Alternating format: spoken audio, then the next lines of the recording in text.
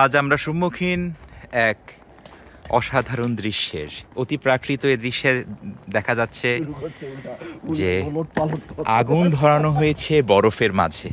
বরফের এবং আগুনের এই যে খেলা, এই খেলা থেকে আসলে কি বেরিয়ে আসবে, আমরা কি আশা করতে পারি? আগুন না পানি পড়তেছে সেটা দেখাও। আগুন জ্বলছে, জল জল করে, তার মাঝখানে বরফের কুঁচি এসে ঝরে ঝরে পড়ছে। সেখানে একজন যুবক, একজন বৃদ্ধ, প্রত্যেকে এই একজন তরুণের আগমন ঘটলো। বৃদ্ধকে তার মাঝখানে এই যে বৃদ্ধ আর ভিডিও করছেন একজন মৃত, একজন মৃত, তিনি আবার স্যান্ডেল পরে, বরফের মধ্যে স্যান্ডেল পরে উনি ভিডিও করছেন। এক মমরা, হ্যাঁ, একটু পরে ওনার পা জমে যাবে। সেই পরিচিত মমরা। এখানে একটু পরে আমরা কাবাব করব। উফ, এই দৃশ্য ভুলবার নয়। না আসলে চরম একটা ফ্লপ হবে মনে হচ্ছে। যাই হোক, এর মধ্যেই কিছু একটা করতে হবে।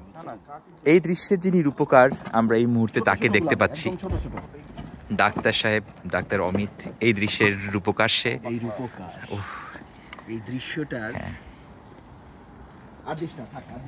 তার সঙ্গে তার ভৃত্যকেও দেখছি, যিনি কাঠ দিয়ে সাহায্য করছেন।